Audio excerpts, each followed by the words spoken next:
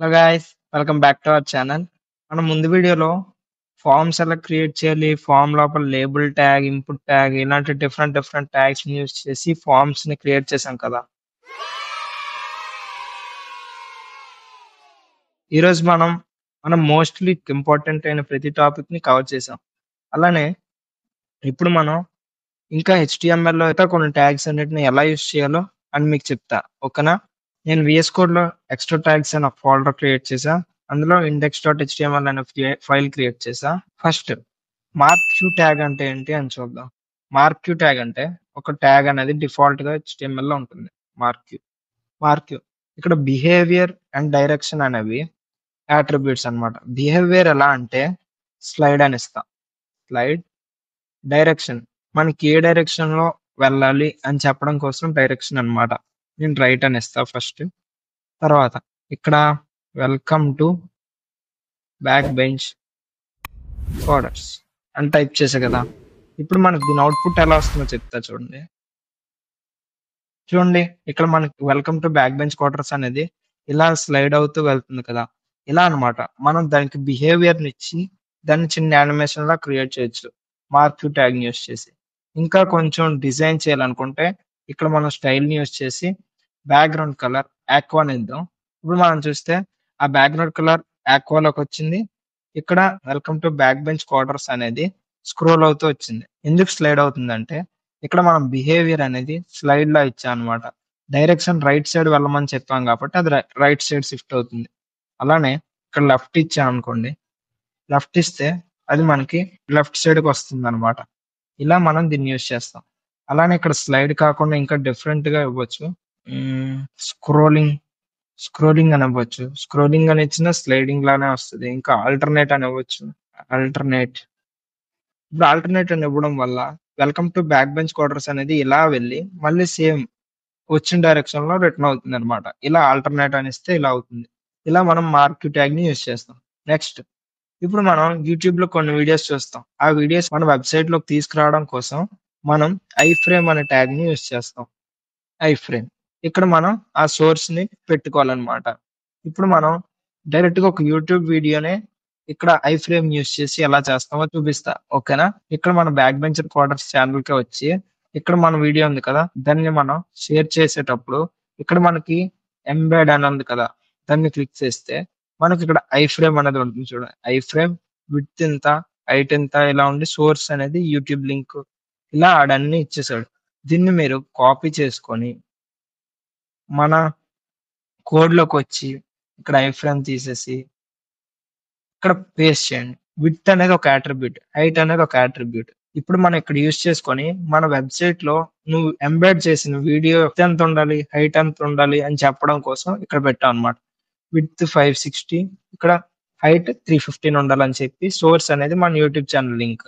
Frame border ఎందుకు పెట్టామంటే మనం ఎంబెడ్ చేసిన వీడియో చుట్టూరా బార్డర్ ఏం ఉండకూడదు అనేసి 0 పెట్టాం అనమాట. ఇలా దాన్ని కాపీ చేసి ఇక్కడ పేస్ట్ చేసుకోండి. ఇప్పుడు దీని అవుట్పుట్ చూస్తే ఇక్కడ చూడండి, ఇది మన వెబ్సైట్. ఈ వెబ్సైట్ లోని ఇక్కడ మనకి డైరెక్ట్ మన వీడియో ఇక్కడే మీరు చూసేయొచ్చు మన వీడియోని. లేదంటే ఇక్కడే యూట్యూబ్ క్లిక్ చేసి మీరు యూట్యూబ్ లోకి వెళ్ళి కూడా మన వీడియో చూడొచ్చు, ఓకేనా? ఇలా మనం ఐ ఫ్రేమ్స్ ని యూస్ చేస్తాం. ఓకే, కొన్ని ట్యాగ్స్ ఉంటాయి. ఎలాంటివంటే మనం ఒక పారాగ్రాఫ్ క్రియేట్ చేశాక అందులో కొన్ని వర్డ్స్ బోల్డ్ లెటర్స్ లో ఉండడం కోసం ఒక వర్డ్ కి అండర్లైన్ కావాలి, ఒక వర్డ్ ఒక వర్డ్ చాలా స్ట్రాంగ్ గా కనబడాలి, ఒక వర్డ్ ఇటాలిక్ స్టైల్లో కనబడాలి, ఇలా డిఫరెంట్ స్టైల్లో కావాలి అన్నప్పుడు మనం కొన్ని ట్యాగ్స్ ని యూజ్ చేస్తాం. ఇప్పుడు ఒక ఎగ్జాంపుల్ గా ఒకటి చూపిస్తా. ఇప్పుడు మనం పారాగ్రాఫ్ ట్యాగ్ ని క్రియేట్ చేద్దాం. ఓకే, ఈ ట్యాగ్ ఎప్పుడైనా మీకు డిఫాల్ట్ గా కొన్ని పారాగ్రాఫ్స్ కావాలంటే లారమ్ అని కొడితే మీకు డిఫాల్ట్ గా ఒక పారాగ్రాఫ్ అదే ఆటోమేటిక్ గా జనరేట్ చేస్తుంది, ఓకేనా? లారమ్ లారమ్ అని కొట్టి ఎంటర్ కొట్టాక మీకు ఇక్కడ ఒక పారాగ్రాఫ్ వచ్చింది కదా, ఇది మీరు యూజ్ చేసుకోవచ్చు అన్నమాట. ఇక్కడ మనకి లారమ్ ఎప్సమ్ అనే వర్డ్ మనకి కొంచెం బోల్డ్ లెటర్స్ తో కావాలి అని అనుకున్నాం అనుకో, మనకి ఇక్కడ బీ ట్యాగ్ అనేది ఉంటుంది. పారాగ్రాఫ్ ట్యాగ్ లో లారమ్ ఎప్సమ్ కి బీ ట్యాగ్ ని ఓపెనింగ్ ట్యాగ్ క్లోజింగ్ ట్యాగ్ పెట్టా. ఇప్పుడు మనం అవుట్పుట్ చూస్తే మొత్తం పారాగ్రాఫ్ మొత్తంలో లారమ్ ఇప్సమ్ అనేది కొంచెం బోల్డ్ లెటర్స్ తో వచ్చింది, చూసారా? ఎందుకంటే మనం ఆ ఒక్క వర్డ్ కి బోల్డ్ అనే ట్యాగ్ ని యూస్ చేసాం. ఓకే, అలానే ఇక్కడ బోల్డ్ తీసేసి స్ట్రాంగ్ పెడితే సేమ్ బోల్డ్ లెటర్స్ లాగా వస్తది గానీ, బోల్డ్ లెటర్స్ కన్నా కొంచెం స్ట్రాంగ్‌గా కనిపిస్తుందనమాట. చూసారా?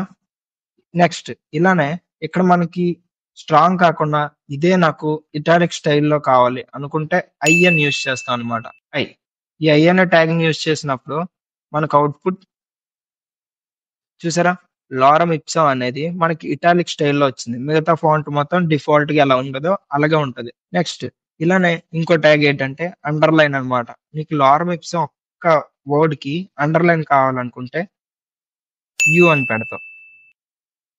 అండర్‌లైన్ అంటే యూ. యూ అని పెట్టినప్పుడు ఆ ఒక్క వర్డ్‌కి మనకి అండర్‌లైన్ అనేది చూపిస్తుందన్నమాట. ఇలా మనం ఈ ట్యాగ్స్‌ని యూజ్ చేస్తాం. నెక్స్ట్ నీకు లారమ్ ఇప్సమ్ తర్వాత నాకు బ్రేక్ కావాలి. బ్రేక్ అయ్యి నెక్స్ట్ లైన్‌లో మిగతా పారాగ్రాఫ్ మొత్తం రావాలి అన్నప్పుడు ఇక్కడ మనం బీఆర్ అనే ట్యాగ్‌ని యూజ్ చేస్తాం. బీఆర్ ఓన్లీ ఓపెనింగ్ ట్యాగే ఉంటుంది. క్లోజింగ్ ట్యాగ్ పెట్టం. ఓకే. చూడండి ఇప్పుడు లారమ్ ఇప్సమ్ అనే వర్డ్ తర్వాత బ్రేక్ అయిపోయి ఇక్కడి నుంచి డాలర్ అనేసి వచ్చి ఇలా మిగతా రిమైనింగ్ పారాగ్రాఫ్ మొత్తం వచ్చింది. అలా అన్నమాట. ఇక్కడ నీకు లారమ్ ఇప్సమ్ తర్వాత నెక్స్ట్ లైన్‌లోకి రావాలి. అలానే ఒక హారిజాంటల్ లైన్ ఒకటి రావాలి అని అనుకున్నప్పుడు హెచ్ఆర్ అనే ట్యాగ్‌ని యూజ్ చేస్తాం. ఓకే. ఇప్పుడు దీని అవుట్‌పుట్ చూస్తే లారమ్ ఇప్సమ్ తర్వాత మనకి ఒక అండర్‌లైన్ వచ్చిందన్నమాట. నెక్స్ట్ ఇలానే మనకి ప్రీ అనే ట్యాగ్ ఉంటుంది. ప్రీ అనే ట్యాగ్ ఎందుకు వాడతాం అంటే ప్రీ ఫార్మాటింగ్ అన్నమాట. ప్రీ అనే ట్యాగ్‌ని ఎందుకు యూజ్ చేస్తాం ఇప్పుడు ఎగ్జాంపుల్‌గా చూపిస్తా. జస్ట్ మనకిప్పుడు బ్రేక్ అవేం వాడకుండా నువ్విక్కడ జస్ట్ ఎలా ఎంటర్ చేసావో అలానే నీకు అవుట్‌పుట్‌లో రావాలి. ఇప్పుడు నాకు ఇక్కడి నుంచి మొత్తం న్యూ లైన్‌లో కావాలనుకుంటే ఎంటర్ కొడతా. ఇక్కడి నుంచి వచ్చిందా? ఇదంతా మళ్ళీ ఇక్కడి నుంచి నాకు ఇలా ఎంటర్ కొడతా. నాకిప్పుడు ఇలా డిఫరెంట్ లైన్స్‌లో వచ్చింది. ఇప్పుడు నేను రన్ చేశాననుకోండి. నాకు సేమ్ అంతా ఒక లైన్‌లోనే వచ్చింది.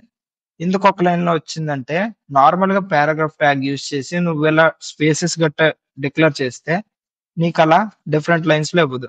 అదే గనక నువ్విప్పుడు ఇక్కడ నేను క్రియేట్ చేసినట్టుగా ప్రీ అనే ట్యాగ్‌ని క్రియేట్ చేశావనుకో, అప్పుడు దాని అవుట్‌పుట్ చూస్తే నువ్వెక్కడెక్కడ స్పేసెస్ ఇచ్చావో అక్కడి నుంచి ఎండ్ అయిపోయి నెక్స్ట్ దానికి ఎళ్ళిపోతుందనమాట. నువ్విక్కడ ఎలా ఎంటర్ చేసావో సేమ్ అలానే మనకి మన వెబ్‌సైట్‌లో వస్తుంది. చూసారు కదా!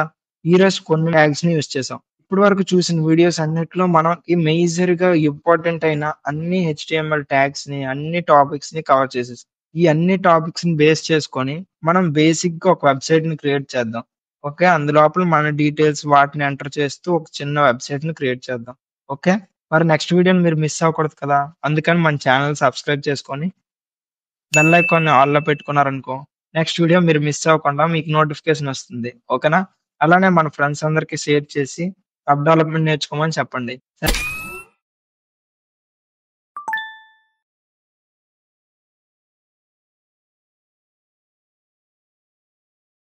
సరే మరి. Bye bye.